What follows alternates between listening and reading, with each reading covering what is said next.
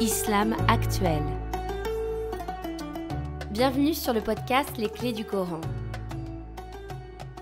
Comment sortir de la division qui mine la Oumma?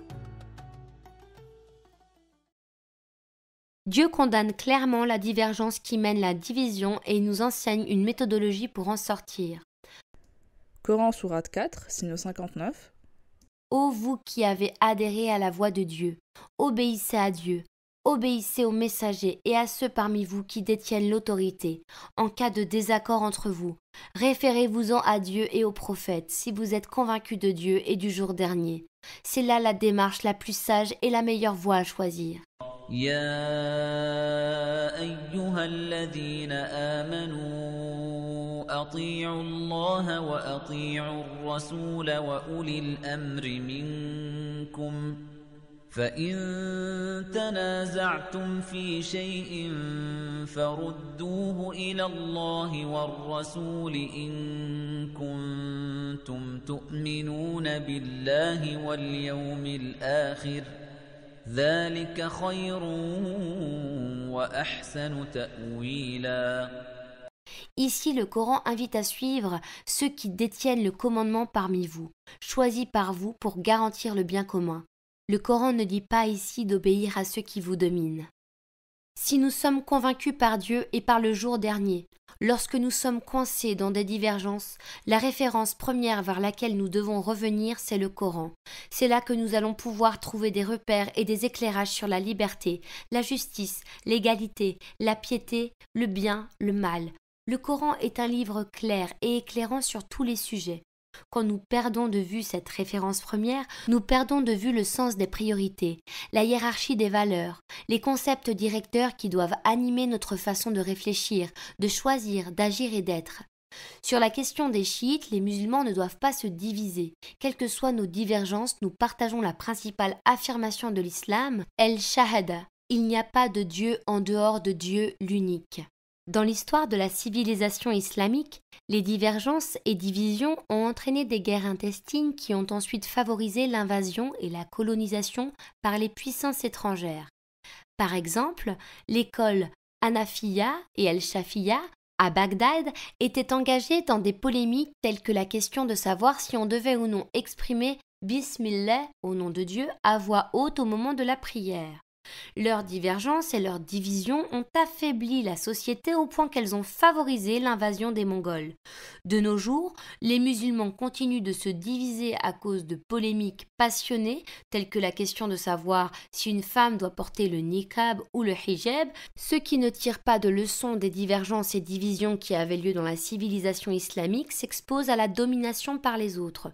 Ces sujets polémiques, est-ce cela la religion avec laquelle sont venus les prophètes? Est-ce sur ces sujets que Dieu nous demande de porter notre attention? Est-ce avec ce type de questions et cette façon de penser que nous voulons inviter les gens à l'islam? Non, ces questions nous font perdre le sens de l'essentiel et des priorités en islam. L'unité de la Oumma, la défense de l'indépendance des pays musulmans, le sens du bien commun.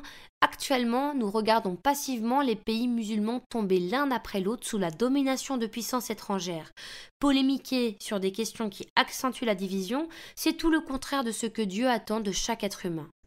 Coran sourate 23, signes 52 et 53. Cette communauté, la vôtre, est vraiment une seule et même communauté, et moi je suis votre Seigneur. Craignez-moi donc. Mais ils se sont divisés, chaque parti étant content de ce qu'il avait entre les mains.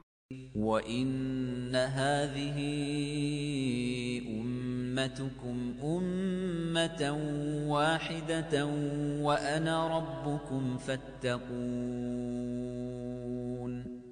فَتَقَطَّعُوا أَمْرَهُم بَيْنَهُمْ زُبُرًا كُلُّ حِزْبٍ بِمَا لَدَيْهِمْ فَرِحُونَ. Aujourd'hui, on nous dit « La religion divise, il y a trop d'interprétations et de divergences religieuses.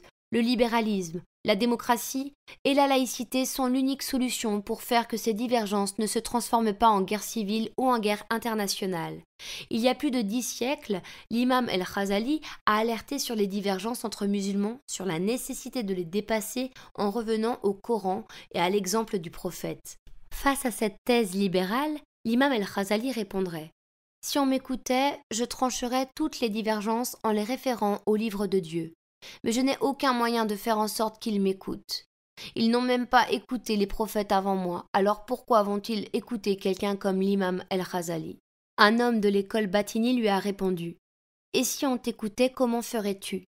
L'imam El-Khazali a répondu: je traiterais alors les divergences avec un seul signe.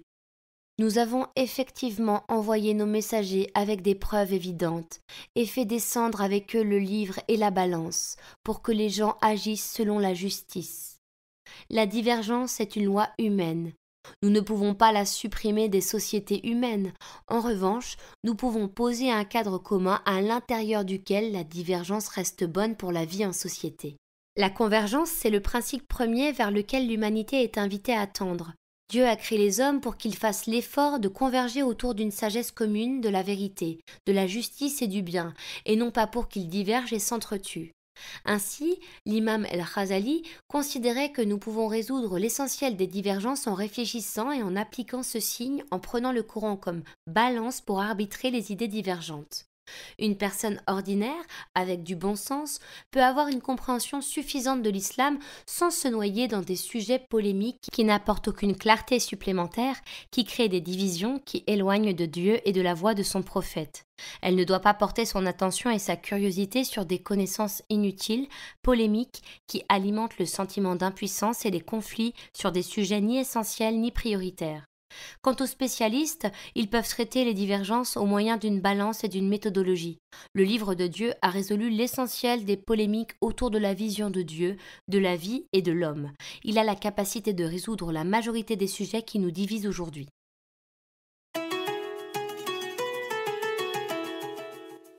Tu aimes ce qu'on fait? Like, partage, abonne-toi et soutiens-nous sur islamactuel.org/don. On te propose des projets inédits pour faire parler le Coran sur les questions de la vie réelle, des questions qui te concernent. islamactuel.org/don. Merci de ta confiance. On reste en contact? Tu veux accéder à plus de ressources pertinentes et participer au projet? Rends-toi sur islamactuel.org et Facebook, Instagram, YouTube et les plateformes de podcast.